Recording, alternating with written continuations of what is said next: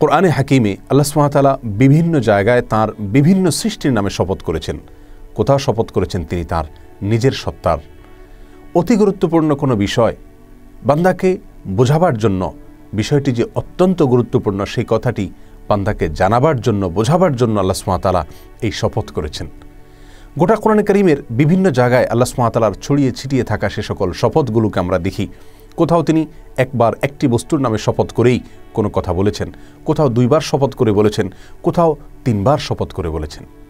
কিন্তু কোরআনে কারীমের একটি জায়গায় আল্লাহ সুবহানাহু ওয়া তাআলা 7 বার একাধারে 7টি বস্তুর নামে শপথ করে তারপর তিনি গুরুত্বপূর্ণ একটি বিষয় বলেছেন। প্রিয় দর্শক, আর সে ঘটনাটি ঘটেছে কোরআনে কারীমের 30 নম্বর পারার সূরা শামসের ভেতরে।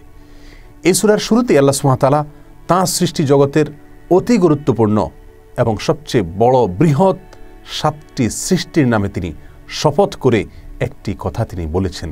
নিঃসন্দেহে একজন মুমিনের কাছে এটি অত্যন্ত গুরুত্বপূর্ণ প্রশ্ন যে আমার রব গোটা কোরআনের কোথাও এত বেশি সংখ্যকবার একাধারে শপথ করে কোনো কথা বলেননি যেমনটি তিনি সূরা শামসে বলেছেন। তাহলে কি সেই কথা, কোন সেই কথা যে কথা বলার জন্য আমার রব 7 বার তার 7টি গুরুত্বপূর্ণ সৃষ্টির নামে শপথ করেছেন? প্রিয় দর্শক, আজ আমরা সেই বিষয়টিকে জেনে নেওয়ার চেষ্টা করব। আল্লাহ সুবহানাহু ওয়া তাআলা সূরা শামসের শুরুতে ইরশাদ করেছেন, ওয়াশ-শামসি ওয়া দুহাহা ওয়াল কমারি ইযা তালাহা ওয়ান নাহারি ইযা জাল্লাহা ওয়াল লাইলি ইযা ইয়াগশাহা ওয়াস সামাই ওয়া মা বানাহা ওয়াল আরদি ওয়া মা তাহাহা ওয়া নাফসিন ওয়া মা সাওয়াহা ফাআলহামাহা ফুজুরাহা ওয়া তাকওয়াহা।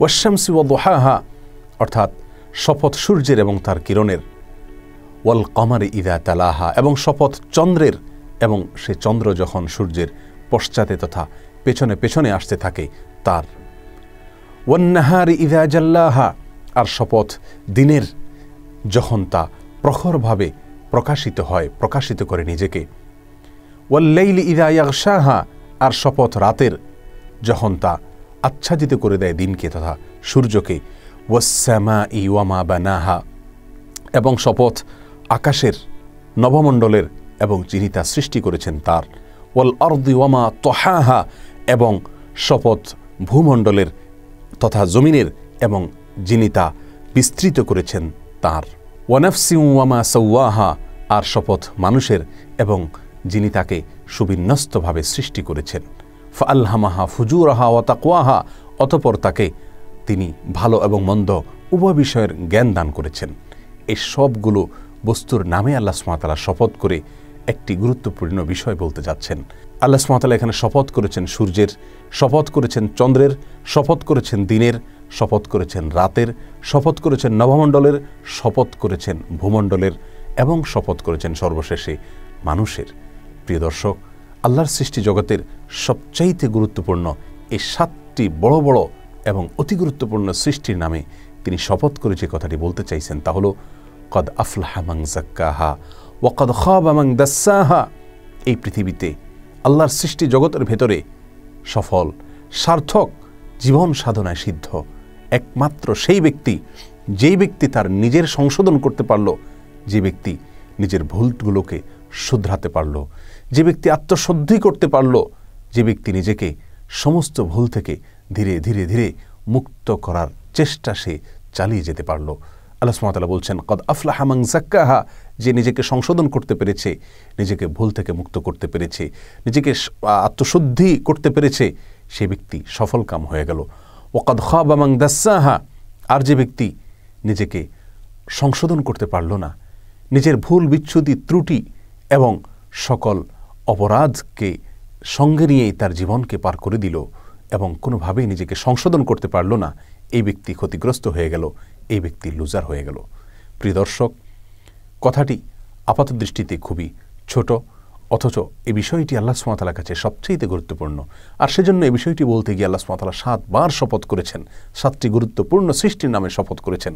বোঝা গেল একজন মুমিনের কাছে, একজন মুসলমানের কাছে, একজন কোরআনের অনুসারীর কাছে, আল্লাহ সুবহানাহু ওয়া তাআলার এক বান্দার কাছে নিজেকে সংশোধন করা, আত্মশুদ্ধি করা, নিজেকে শুধরানোর চাইতে গুরুত্বপূর্ণ কোনো ইস্যু তার জীবনে থাকতে পারে না।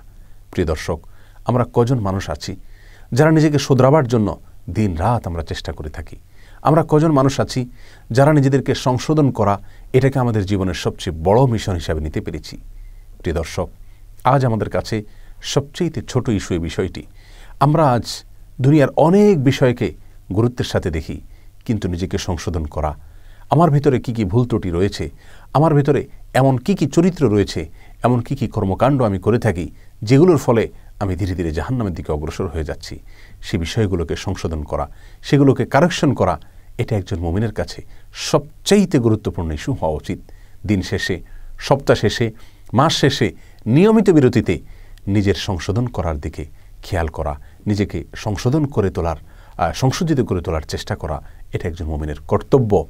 আর সেটা যদি আমরা করতে না পারি, তাহলে পৃথিবীর মানুষের চোখে বা অনেক বিচারে আমি হয়তো সফল, সার্থক, সাকসেস মানুষ হিসাবে পৃথিবীর মানুষের কাছে আমি সম্মানিত হব, কিন্তু আল্লাহ সুবহানাহু ওয়া তাআলার চোখে, কোরআনের চোখে এবং অনন্ত অসীম কালের জীবনের বিবেচনায় আমি সফল এবং সার্থক হতে পারবো না। দুনিয়ার সকল সফলতা, সকল সার্থকতা যদি আমার পদচুম্বন করে, তবুও যদি না আমি নিজেকে সংশোধন করতে পারি,